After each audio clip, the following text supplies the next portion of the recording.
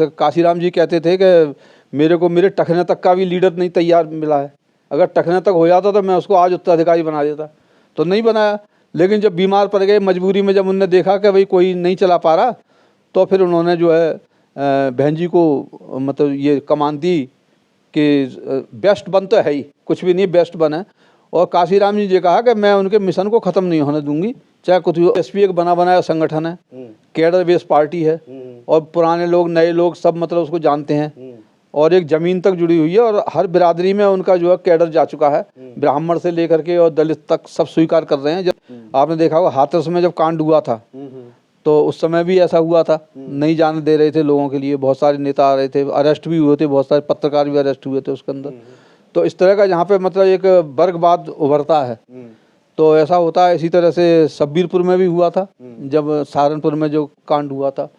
तो इस तरह के जो भी कांड होते हैं, तो उसमें शांति व्यवस्था बनाए रखने के लिए पहली प्राथमिकता शासन प्रशासन की होती है। यहाँ उन्होंने मार्च किया, उनकी रिपोर्ट नहीं लिखी गई, जो आंध्र प्रदेश में सुदूर था, उस थाने में थानेदार ने उनकी रिपोर्ट नहीं लिखी।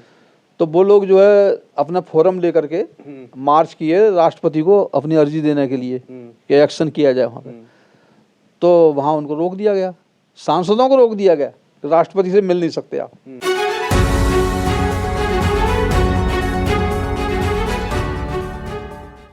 सर, अभी हालिया जो चुनाव हुआ है हालताज में, बहुजन समाज का क्या भूमिका देखते हैं सर?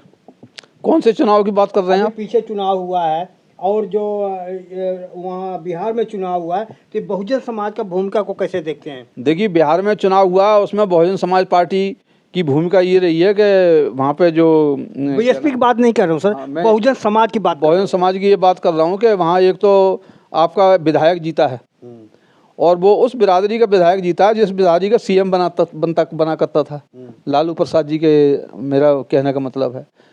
और वो खुद गुलदस्ता लेकर के बहन जी के पास आए हैं, जब पिंटू यादव जीत करके उधर से आए हैं, उनको राष्ट्रीय मतलब वो ही बना गया उधर का बिहार का, तो खुद मतलब आ करके गुलदस्ता देने आए हैं बहन जी को।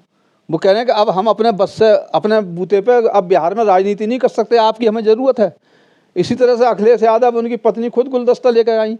उन्होंने कहा अब हम उत्तर प्रदेश में हमने 19 में तो ले लिए सीट, 37% वोट ले लिया है, पर अपने दम पे हम जो है, जैसा उनसे देख रहे हैं हरियाणा में नहीं बनने दी, बिहार में नहीं बनने दी।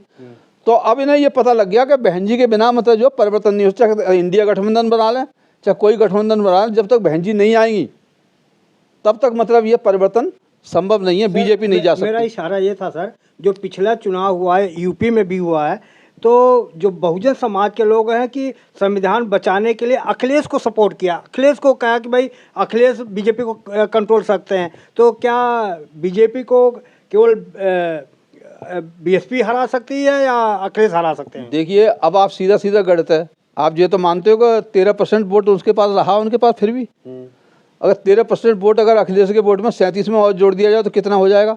मैं तो गणित की बात कर रहा हूँ सीधी सीधी। 37 और मतलब जो है 13% कितना हो गया?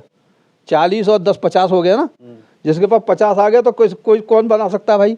एक भी नहीं जीतती सरकार। तो 13% वोट मिलने पे एक भी नहीं जीतती, 5% वोट में मतलब पूरा परिवर्तन हो जाता है। हमने जो अगर सरकार बनाई 2007 में तो कितना वोट था? 31%। जब अखिलेश ने सरकार बनाई 12 में तो कितना वोट था? 29%। लेकिन अब उनका 37% वोट आ गया, तो 37% वोट के बाद ही घबरा रहे हैं। वो क्यों घबरा रहे हैं? कि वो 50 से भी ऊपर ले जाते हैं, और मतलब ये सब हेरा फेरी भी होती है, मशीनों की भी हो रही है, ये भी हो रही है, बहुत सारी चीज़ चिल्ला रहे हैं। पर मशीनों से और हेरा फेरी से चाहे चिल्लाते रहो, कोई परिवर्तन होने वाला नहीं है। जब तक मतलब आपको ये बीएसपी है, बीएसपी का वोट आपके साथ में नहीं जुड़ता है, क्योंकि बीएसपी का वोट अब तक चला जाता कहीं ना कहीं। अब तक कांग्रेस नहीं ले पाई, अब तक सपा नहीं ले पाई उसका वोट, तो अब आगे कैसे ले सकते हैं? जो विचलन हुआ है अभी उसमें पीछे, उसमें संविधान के वजह से नहीं हुआ, वो मुसलमानों की वजह से हुआ। क्योंकि मुसलमान का वोट जो इसको मिलता था बहुजन समाज पार्टी को, उतना ही वोट कम हुआ है। बीएसपी का कोई ज़्यादा वोट कम नहीं हुआ भाई, 20% रहता था। अगर 13 में और 7 जोड़ दो तो 20 तो हो गया ना।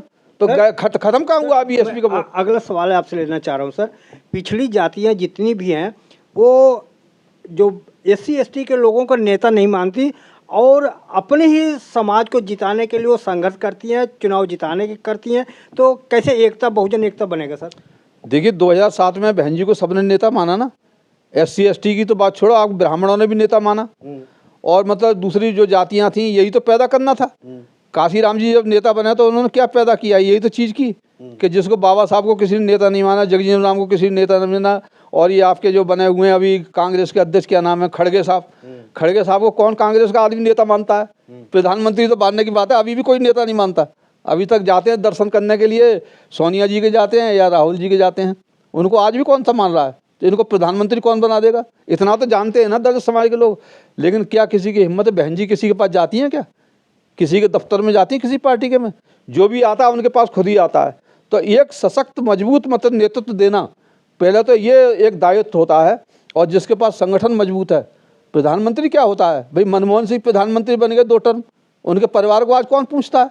सोनिया गांधी नहीं बनी प्रधानमंत्री, लेकिन सोनिया गांधी जितनी सशक्त है उतना सशक्त कौन है? ये भी नहीं है, क्या नाम है, मोदी भी नहीं है।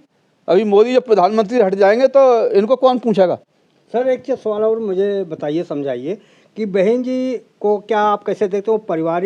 परिवारवादी मानते हैं, वंशवादी मानते हैं? क्या समाज में और कोई नेता नहीं मिला, केवल परिवार में उनको नेता मिला?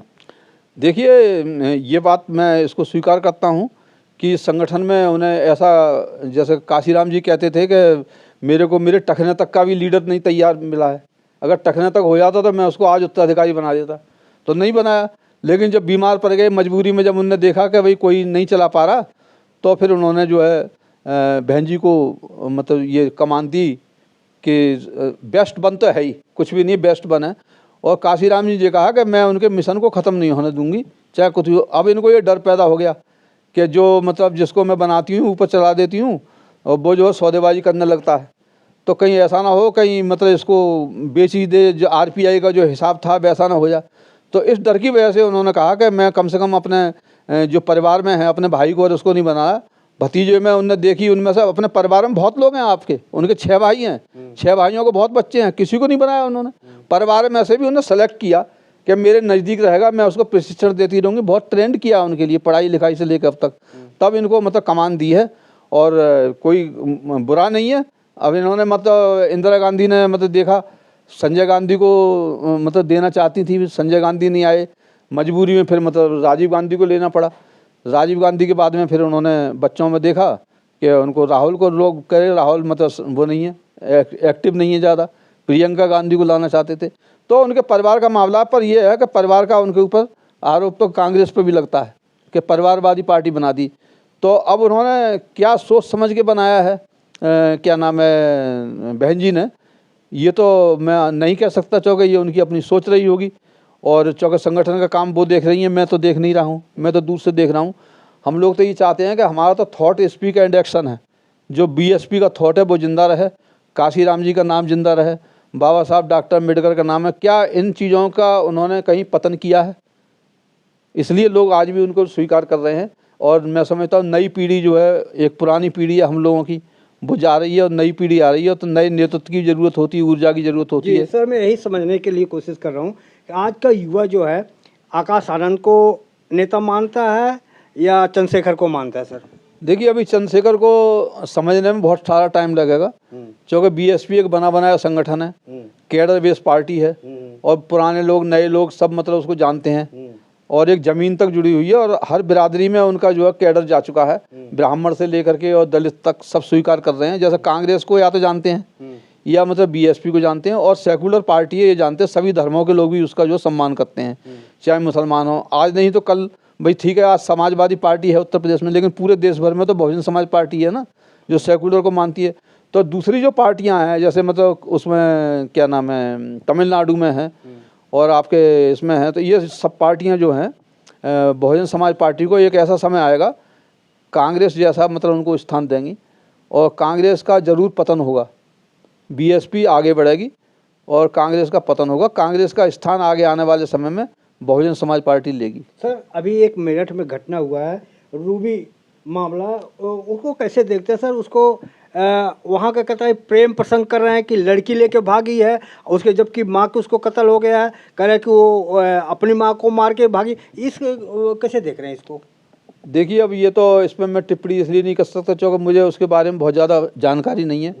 उनकी FIR है, उनका मतलब जो है प्रेम प्रसंग चला है, क्या चला है, बयान हुए, तोड़ मरोड़ के पेश किए जाते हैं, दबाव भी होता है लोगों के ऊपर, लोकल भी दबाव होता है, पॉलिटिक्स भी होती है, सब कुछ होता है। पर इसमें मैं इतना जरूर कहूँगा, जो शासन प्रशासन है उसको मतलब न्याय करना चाहिए, और न्यायपालिका को भी उसमें न्याय करना चाहिए। जो भी गलत है उसको मिलना चाहिए। कोई भी मर्डर हो या कोई मतलब अपराध हो या किसी की प्रताड़ना हो, वो गलत तो है ही, चाहे किसी के भी साथ हो। लेकिन सर वहाँ मैं देख रहा हूँ कि जो बीजेपी के नेता हैं वहाँ तो खुल के वहाँ जा रहे हैं, लेकिन चंद्रशेखर जा रहे थे मिलने के लिए परिवार से, लेकिन उनको जाने नहीं दिया गया। वो इसलिए मतलब प्रशासन का दायित्व होता है कि शांति व्यवस्था बनाए रखना, तो इसलिए उनको कुछ न कुछ तो डर होगा कि वहाँ पे उपद्रव हो सकता है या लोग जुड़ सकते चाह हैं। रहे थे जो चंद्रशेखर विपक्ष के लोगों को नहीं जाने दिया और जो सत्ता पक्ष के लोग गए? नहीं, अब वो तो मैं तो इस चीज़ को जानता नहीं हूँ कि छिपाना चाह रहे हैं, क्या कर रहे हैं, ये वही जानते होंगे। और ये प्रशासन का अपना दायित्व होता है कि शांति व्यवस्था बनाए रखने के लिए। आपने देखा होगा हाथरस में जब कांड हुआ था तो उस समय भी ऐसा हुआ था, नहीं जाने दे रहे थे लोगों के लिए, बहुत सारे नेता आ रहे थे, अरेस्ट भी हुए थे, बहुत सारे पत्रकार भी अरेस्ट हुए थे उसके अंदर। तो इस तरह का जहाँ पे मतलब एक वर्गवाद उभरता है तो ऐसा होता है। इसी तरह से शब्बीरपुर में भी हुआ था, जब सहारनपुर में जो कांड हुआ था। तो इस तरह के जो भी कांड होते हैं तो उसमें शांति व्यवस्था बनाए रखने के लिए पहली प्राथमिकता शासन प्रशासन की होती है, इसलिए वो करते हैं। और ये बातें खाली वही प्लेटफॉर्म नहीं है, पार्लियामेंट भी है, पार्लियामेंट में बात उठाई जा सकती है। आपकी बात जो राष्ट्रपति के यहाँ पे मतलब अर्जी दे करके की जा सकती है, CBI उसमें बैठ सकती है, बहुत सारी संस्थाएं हैं जिसमें सुप्रीम कोर्ट है, हाई कोर्ट है, कहीं भी जा सकता है। तो प्लेटफॉर्म खाली यही नहीं है कि हम जा करके हम करेंगे, कोई भीड़ तंत्र तो है नहीं कि भीड़ जा करके किसी से भिड़ेगी। और पुलिस का क्या दायित्व होता है, पुलिस कोई न्यायालय तो है नहीं, जो असली काम है वो तो न्यायालय को करना है ना। लोअर न्यायालय ने कोई गलत निर्णय दिया, आप देखो जो सेंगर का केस है लड़की के साथ में हुआ था, उनको जमानत भी मिल गई, लास्ट में फिर उनको अरेस्ट हो गया ना, सुप्रीम कोर्ट ने मतलब करवा दिया। तो ऐसा नहीं है, न्याय व्यवस्था जो है इसलिए संविधान बनाया गया, उसको हमें व्यवस्था के तरीके से ही लेना चाहिए। सर मैं ऐसे और आपको हमारे दर्शक समझाइए, 131 सांसद हैं SC/ST के, लेकिन वो जब मामला उनका आता है तो वहाँ उनका मुंह बंद हो जाता है। ऐसा क्यों, और लोग नहीं अपनी बात वहाँ उठा पाते अपने समाज की? देखिए, सिंदूर कांड हुआ था, सिंदूर कांड आप जानते होंगे, आंध्र प्रदेश में सिंदूर था, तो वहाँ पे काफ़ी लोगों की हत्याएं हुई थी। तो उस समय एक फोरम बना हुआ था शेड्यूल कास्ट का, शेड्यूल ट्राइब का, MPओं का, उसमें रामविलास पासवान भी होते थे उस समय, शंकर दयाल शर्मा राष्ट्रपति होते थे, उनके यहाँ उन्होंने मार्च किया, उनकी रिपोर्ट नहीं लिखी गई, जो आंध्र प्रदेश में सिंदूर था उसमें थाने में, थानेदार ने उनकी रिपोर्ट नहीं लिखी। तो वो लोग जो है अपना फोरम लेकर के मार्च किए राष्ट्रपति को अपनी अर्जी देने के लिए कि एक्शन किया जाए वहाँ पे। तो वहाँ उनको रोक दिया गया, सांसदों को रोक दिया गया, राष्ट्रपति से मिल नहीं सकते आप। ये तो चलो गाँव की बात है, सांसद जो है राष्ट्रपति से नहीं मिल सकते, और वहाँ तक नहीं पहुँच पाए वो उनके। उसके बाद में उनमें गुस्सा आया, गुस्सा आने के बाद में एक सम्मेलन बुलाया उन्होंने, मावलंकर हॉल होता था यहाँ पे कॉन्स्टिट्यूशन क्लब के इधर, तो उसमें मैं भी मतलब देखने गया था उसके लिए। तो उसमें काशीराम जी भी उसमें थे, संगप्री गौतम ने संचालन किया था उसका मीटिंग का, बुद्धप्री मौर्य जिंदा थे, वो भी उस मंच पे थे। तो सारे लोग बैठे हुए थे उसमें। तो 2 दिन का शायद सम्मेलन था वो। तो 2 दिन में निर्णय हुआ, फिर ये निर्णय हुआ कि शंकर दयाल शर्मा के खिलाफ मतलब अविश्वास प्रस्ताव लाना चाहिए। और कितने प्रस्ताव उस पर गिर जाएंगे, 55 आदमी अगर साइन कर दें तो राष्ट्रपति के खिलाफ महाभियोग लगाया जा सकता है पार्लियामेंट में। काशीराम जी ने कहा कि भाई मेरे 3 आदमी हैं, मैं तैयार हूँ, शेड्यूल कास्ट का नहीं है कोई, दस्तखत कर देंगे, लाओ। कितने माई के लाल हैं जो हाथ उठाएं, अभी बताएं कि कौन कौन दस्तखत करने को तैयार। एक भी हाथ नहीं उठा, क्योंकि वो सब अपनी अपनी पार्टियों से पहले उन्हें पूछना था। तो कह रहे इसीलिए बहुजन समाज पार्टी बनाई है कि मेरी पार्टी में किसी भी बिरादरी के आदमी हो, चाहे ब्राह्मण हो, चाहे मतलब दलित हो, मुसलमान हो, सिख हो, ईसाई हो, जो मैं निर्णय लूँगा वो सबको मानना पड़ेगा। अब उनकी पार्टी है, जनता दल है तो जनता दल का जो नेता कहेगा वो मानेंगे, कांग्रेस है तो कांग्रेस का नेता कहेंगे। अपने आप निर्णय लेने का अधिकार जो है किसी भी सांसद को नहीं है, क्योंकि पार्टी डिसिप्लिन है। तो पार्टी से अगर आपको राय मांगनी है तो उसके पहले अध्यक्ष से बात करनी पड़ेगी। तो कोई भी नहीं बेचारा तैयार हुआ। सांसद क्या, वो तो बेचारे बन गए उधर आकर के। सांसद की कोई वैल्यू नहीं होती है जो पार्टियों से चुने जाते हैं। निर्दलीय की तो वैल्यू है, चौका वो अपना निर्णय ले सकता है। जो अपना स्वतः निर्णय नहीं ले सकता फिर वो मतलब जो है सांसद, उसको शेड्यूल कास्ट का नहीं कह सकते आप, पार्टी का सांसद कहेंगे, शेड्यूल कास्ट का नहीं कह सकते। बाबा साहब अम्बेडकर ने जो हम लोगों ने अभी सम्मेलन बुलाया 18 तारीख को, मताधिकार पर बुलाया, उसका मतलब भी था कि वो सेपरेट इलेक्टोरेट लेकर के आने वाले थे, लेके आए भी थे, गांधी जी ने जो नहीं दिया। तो वो ये था कि अगर वो चुन के जाता उस सेपरेट इलेक्टोरेट से तो वो अपने समाज के लिए ही बोलता, क्योंकि वो अपने समाज के वोटों से चुन के जाता। अभी जो सांसद चुन के जाते हैं वो शेड्यूल कास्ट के वोटों से चुन के नहीं जाते, वो सामान्य वोटों से चुन के जाते हैं। एक जो कॉन्स्टिट्यूंसी होती है शेड्यूल कास्ट की, उसके अंदर 80% तो जनरल के लोग होते हैं, 20% शेड्यूल कास्ट के लोग होते हैं। तो 20% में भी 10 खड़े हो जाते हैं, तो 10 जगह बढ़ जाता है 20% वोट। 80% लोग जो है उसको वोट देते हैं जो सबसे माइनॉरिटी शेड्यूल कास्ट होता है, जो कमज़ोर होता है सांसद, उसको वोट देंगे। तो वो बेचारा इतना कमज़ोर होता है कि वो उनको पहले हाथ पैर जोड़ता है उनके, तब वो पहुंचता है। उन्हें पता है इनके मतलब जब तक मेरे ऊपर मेहरबानी रहेगी तब तक सांसद बन सकता हूँ, शेड्यूल कास्ट की रहे ना रहे उससे कोई। शेड्यूल कास्ट का सिर्फ इसलिए है सर्टिफिकेट है उसके पास और उसके नाम पर उसको टिकट मिल रहा है, इतना ही बेनिफिट है उसके लिए। जब जिससे वोट मिलना है जिस पार्टी से, तो वहाँ से तो टिकट लेने की मेहरबानी है, और जहाँ कॉन्स्टिट्यूंसी में जाना है वहाँ उस समाज की मेहरबानी है। तो उनकी वजह से वो सांसद बनाया, तो उनके खिलाफ कैसे जा सकता है, शेड्यूल कास्ट के फेवर में कैसे जा सकता है। तो ये चीज़ है। अब जैसे अधिकारी है, अधिकारी ऐसी गवर्नमेंट में रहता है कि उनके वोट से बनी हुई सरकार है, उस सरकार में अधिकारी भी अपना निर्णय नहीं ले सकता। वो अगर अपना निर्णय लेगा, अपने समाज के फेवर में लेगा, तो उस समय उसको मतलब नौकरी सस्पेंड किया जा सकता है। आपने देखा आत्महत्या कर ली IPS ने हरियाणा में, तो कौन सा कितना मजबूत है, ना तो कोई अफसर मजबूत है और ना कोई MP मजबूत है। अगर मजबूत है तो सिर्फ वोट मजबूत है, वोट मजबूत है। एक जो गरीब आदमी है ना, उसका वोट एक है। अगर वो जिस दिन गरीब आदमी अपनी कीमत समझ लेगा, क्योंकि 80% गरीब लोग हैं भारत के अंदर, 80 करोड़ लोगों के लिए अनाज दिया जा रहा है, तो 80 करोड़ लोग जो फैसला करेंगे सरकार उसकी बनेगी। सर लास्ट सवाल आपसे पूछ रहा हूँ, हमारे दर्शकों को समझाइए कि असली मीडिया कौन है। सर सोशल मीडिया जो बहुजन मीडिया है इसको कहते हैं फर्जी मीडिया है, फर्जी खबर दिखाता है। असली मीडिया मेन मीडिया है। आपके निगाह में दर्शक को कौन सा मीडिया को सही मीडिया उनको बताइए। नहीं, इसके ऊपर एक सर्वे होना चाहिए, और सर्वे मतलब जो है भारत में निष्पक्ष सर्वे मतलब कराना चाहिए। कोई विदेशी लोगों का और इनका सबका मिलकर के एक एजेंसी बनाई जाए और सर्वे किया जाए कि सबसे ज़्यादा दर्शक जो है मेन स्ट्रीम मीडिया के रह गए हैं या सोशल मीडिया के रह गए हैं। तो उसकी एक रिपोर्ट तैयारी होनी चाहिए और उसकी पार्लियामेंट्री कमेटी बननी चाहिए। तो पार्लियामेंट्री कमेटी अपना निर्णय देगी और उससे पता लग जाएगा कि वैल्यू जो है सोशल मीडिया की है या वैल्यू जो है मेन स्ट्रीम मीडिया की है। मैं समझता हूँ कि मेन स्ट्रीम मीडिया से जो निकल के गए हैं या जो मेन स्ट्रीम मीडिया में जो काम कर रहे हैं, अच्छे एंकर हैं, उनके सबके अपने अपने प्राइवेट चैनल बने, यूट्यूब चैनल बने हुए हैं। अगर उसकी महत्ता होती तो वे यूट्यूब चैनल क्यों बनाते। आप रवीश कुमार को देख लीजिए, जब वो उसमें थे मेन स्ट्रीम में, तब उनके इतने दर्शक नहीं थे, उससे ज़्यादा उनके दर्शक हैं। क्योंकि जो बात मतलब निष्पक्ष कहता है उसके ही दर्शक होते हैं, चाहे सोशल मीडिया हो चाहे मेन स्ट्रीम मीडिया हो।